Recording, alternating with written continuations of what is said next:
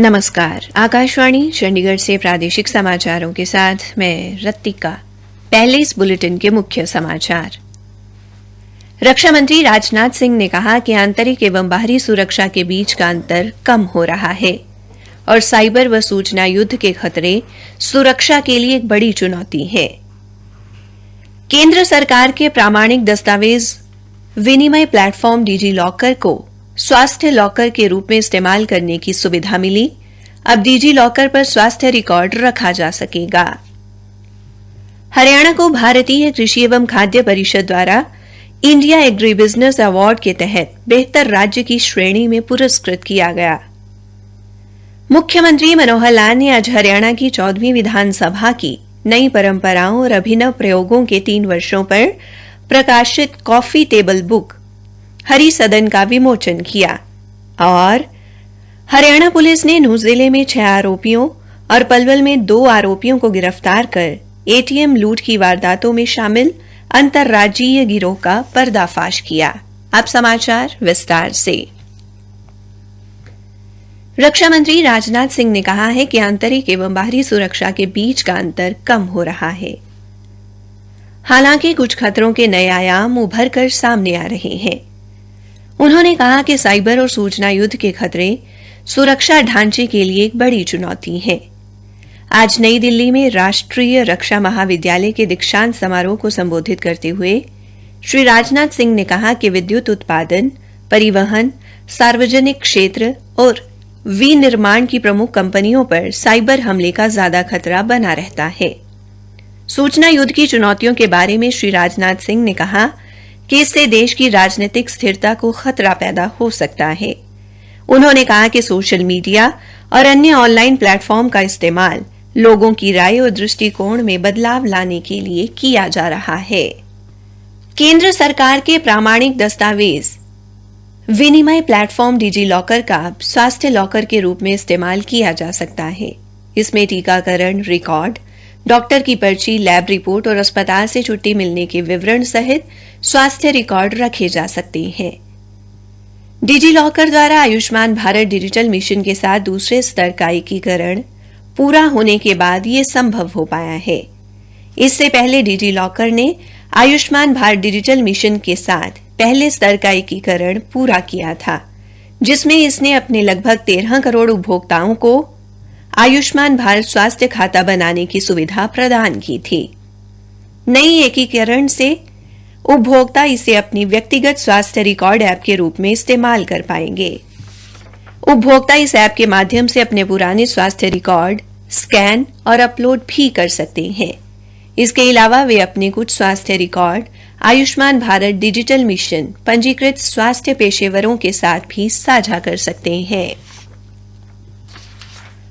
हरियाणा को भारतीय कृषि एवं खाद्य परिषद द्वारा इंडिया एग्री बिजनेस अवार्ड के तहत कृषि क्षेत्र में नीतियों, कार्यक्रमों, उत्पादन, प्रौद्योगिकियों, विपणन, मूल्यवर्धन, बुनियादी ढांचे और निर्यात के क्षेत्र में उत्कृष्ट योगदान के लिए बेहतर राज्य की श्रेणी में पुरस्कृत किया गया। यह पुरस्कार कल नई दिल्ली में हरियाणा के कृषि मंत्री जेपी दलाल ने प्राप्त किया। हरियाणा की इस उपलब्धि के लिए मुख्यमंत्री मनोहर लाल ने केंद्र सरकार का आभार जताया और साथ ही अधिकारियों व कर्मचारियों सहित सभी प्रदेशवासियों को बधाई दी। हिंद की चादर श्री गुरु तेग बहादुर जी की शहादत को समर्पित एक धार्मिक यात्रा जो 8 नवंबर को कश्मीर से रवाना हुई, आज कुरुक्षेत्र में गुरुद्वारा छठी पातशाही पहुंची। यहां से ये यात्रा आज दिल्ली के गुरुद्वारा शीशगंज चांदनी चौक के लिए रवाना हुई और कल 11 बजे गुरु तेग बहादुर साहब जी की शहादत को नमन करने के लिए गुरुद्वारा शीशगंज में अरदास से पहले 2 मिनट का मौन रखा जाएगा और उनको श्रद्धा सुमन अर्पित किए जाएंगे। प्रादेशिक समाचार आकाशवाणी चंडीगढ़ से प्रसारित किए जा रहे हैं। मुख्यमंत्री मनोहर लाल ने आज हरियाणा की 14वीं विधानसभा की नई परंपराओं और अभिनव प्रयोगों के 3 गौरवशाली वर्षों पर प्रकाशित कॉफी टेबल बुक हरी सदन का विमोचन किया। हरियाणा विधानसभा में आयोजित विमोचन समारोह में मुख्यमंत्री ने कहा कि इन 3 गौरवशाली वर्षों के दौरान विधानसभा अध्यक्ष ने जिस प्रकार सदन की कार्यवाही का संचालन किया वो प्रशंसनीय है। उन्होंने विधानसभा का संचालन पूरी मर्यादा और संवैधानिक तरीके से किया। मुख्यमंत्री ने कहा कि श्री ज्ञानचंद गुप्ता विधानसभा में कई क्रांतिकारी परिवर्तन लेकर आए। नई पहल करते हुए हरियाणा विधानसभा को ई-विधानसभा बनाया है। अभी फिलहाल पहले साल में दोनों तरीकों से विधानसभा की कार्यवाही चलेगी, लेकिन आने वाले वर्षों में हरियाणा विधानसभा पूरी तरह कागज रहित हो जाएगी। हरियाणा पुलिस ने नूंह जिले से 6 आरोपियों की गिरफ्तारी के साथ देश के कई राज्यों में एटीएम काटने व लूट की अन्य वारदातों में शामिल एक अंतर्राज्यीय गिरोह का पर्दाफाश किया है। पुलिस ने आरोपियों के कब्जे से 4 देसी पिस्तौल, 4 कारतूस, एक ATM cutter machine, fog spray और अन्य कई उपकरण भी बरामद किए हैं। पुलिस विभाग के एक प्रवक्ता ने आज चंडीगढ़ में बताया कि यह गिरोह महाराष्ट्र, असम और गुजरात राज्यों में एटीएम चोरी की वारदातों में सक्रिय था। इनकी गिरफ्तारी से नोएडा, गाजियाबाद, रेवाड़ी, गुरुग्राम और नूंह में हाईवे डकैती की लगभग 11 घटनाओं का भी खुलासा हुआ है। उधर पलवल की अपराध जांच शाखा होडल पुलिस ने आज एटीएम बदलकर ठगी करने वाले अंतर्राज्यीय गिरोह के 2 सदस्यों को पुन्हाना रोड से गिरफ्तार किया है।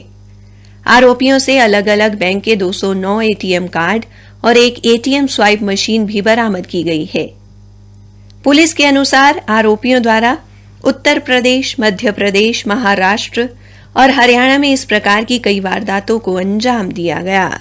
कैथल के अतिरिक्त सेशन जज की अदालत ने आज 16 वर्षीय स्कूली छात्रा से दुष्कर्म के एक मामले में आरोपी विकास को दोषी करार देते हुए 20 साल कैद और 47,000 रुपए जुर्माने की सजा सुनाई है। जुर्माना न देने पर 9 महीने 20 दिन की अतिरिक्त सजा काटनी होगी। अदालत ने पीड़िता को जिला कानून सेवा प्राधिकरण के माध्यम से 4.5 लाख रुपए मुआवजा देने के आदेश दिए हैं। इसके अतिरिक्त दोषी से जुर्माने की रकम वसूल होने पर पीड़िता को 40,000 रुपए देने को कहा है। हरियाणा के मुख्य सचिव संजीव कौशल ने कहा कि राज्य सरकार द्वारा अगले वर्ष दिसंबर तक पुराने कचरे का निपटान किया जाएगा। उन्होंने कहा कि इस कचरे के प्रसंस्करण पर लगभग 262 करोड़ रुपए की राशि खर्च होगी।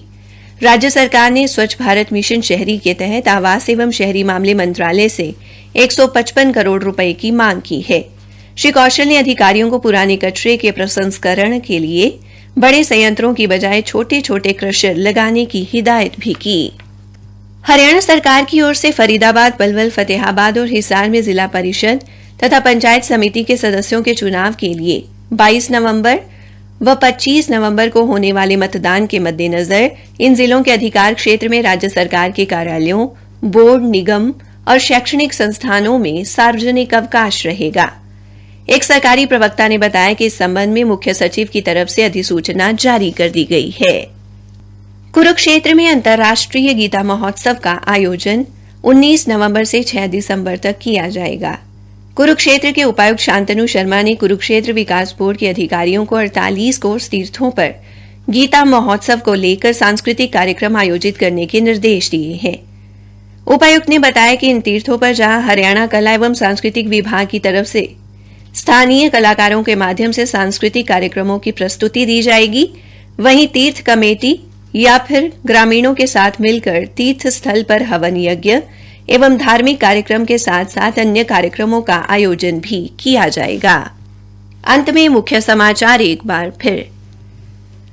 रक्षा मंत्री राजनाथ सिंह ने कहा कि आंतरिक एवं बाहरी सुरक्षा के बीच का अंतर कम हो रहा है और साइबर व सूचना युद्ध के खतरे सुरक्षा के लिए एक बड़ी चुनौती है। हरियाणा को भारतीय कृषि एवं खाद्य परिषद द्वारा इंडिया एग्री बिजनेस अवार्ड के तहत बेहतर राज्य की श्रेणी में पुरस्कृत किया गया। इसी के साथ प्रादेशिक समाचार समाप्त हुए। अरे वाह, पुराना सोना कितना शुद्ध होता था ना दादी। सोना आज भी शुद्ध है, उस पर अगर हॉलमार्क अंकित है। आप भी ध्यान रखें, सोना हमेशा BIS प्रमाणित ज्वेलर से ही लें। बिल अवश्य लें और जांच लें कि बिल पर अंकित और आभूषण पर अंकित शुद्धता समान है। अधिक जानकारी के लिए लॉग ऑन करें BIS.gov.in पर।